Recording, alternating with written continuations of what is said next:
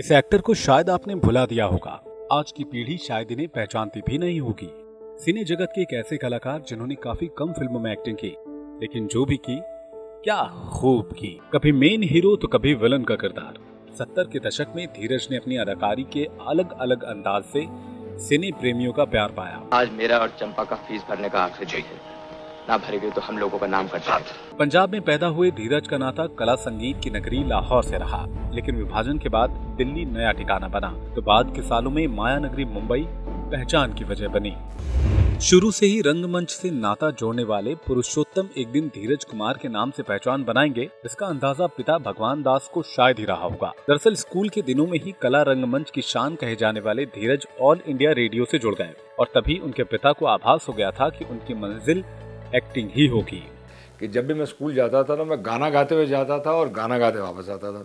तो पिताजी हमारा घर बहुत बड़ा था, कोठी थी, तो मंदिर में पूजा कर रहे होते थे, जाते बोला करते ओए नचैया गया, ओए नचैया गया। मगर सच बात तो यह है कि मुझे राइट फ्रॉम माय चाइल्डहुड मुझे एक्टिंग का बहुत शौक था। शुरुआती पढ़ाई दिल्ली से पूरी करने के चंद सालों बाद ही धीरज का selection film and television institute Pune में हो गया, जहां से उन्होंने एक्टिंग की बारीकियां सीखी और फिल्मोग्राफी को समझा।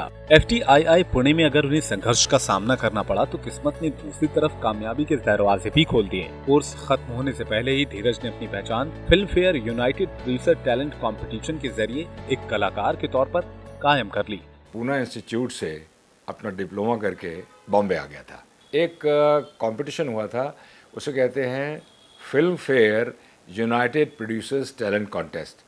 और उस कॉन्टेस्ट में मुझे आज तक याद है कि जो लोग आए थे उसमें सुपरस्टार जो बाद में बने राजेश खन्ना, और एक थे पुरुषोत्तम दास यानी कि धीरज कुमार, और एक थे जिन्हें आप जानते हैं अच्छी तरह से, सुभाष घाई। धीरज ने अपनी फिल्मी सफर का आगाज कर दिया था।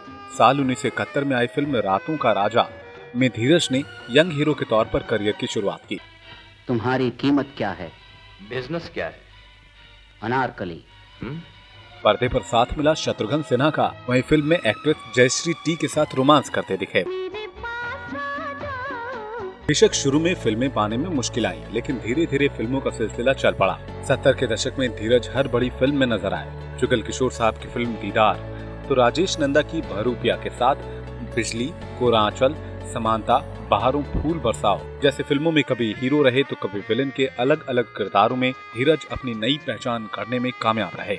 उसी दौरान 1973 में धीरज को देवानंद साहब की सुपरहिट फिल्म हीरा पन्ना में काम करने का मौका मिला, लेकिन किरदार हीरो से हटकर था। यूं तो उस दौरान धीरज कई फिल्मों में नजर आए, मगर किरदार हीरो से अलग रहे। अलग अलग भूमिकाएं करना उन्हें पसंद था, फिर चाहे वो हीरो का रहा हो या साइड एक्टर का। यहाँ तक कि कब उनकी पहचान हीरो से विलन की बन गई उन्हें पता भी नहीं चला।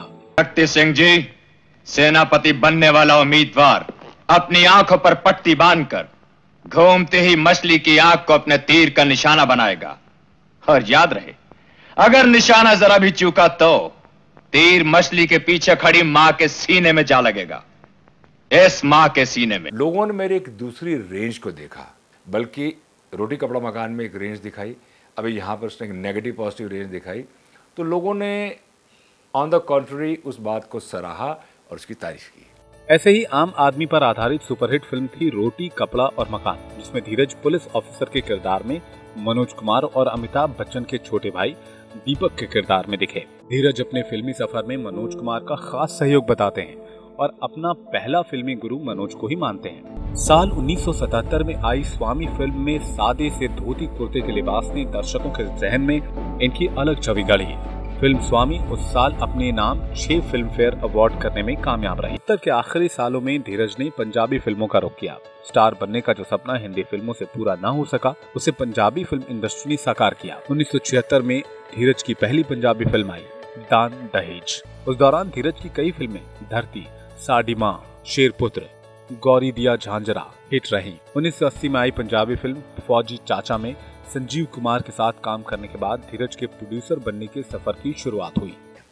I became a producer with a Punjabi film called फौजी चाचा, 50 के करीब हिंदी और दर्जन भर से ज्यादा पंजाबी फिल्मों में काम कर चुके धीरज ने 80 के दशक में धारावाहिकों का नया सफर शुरू किया। कलाकार से अब धीरज निर्माता निर्देशक बन चुके थे।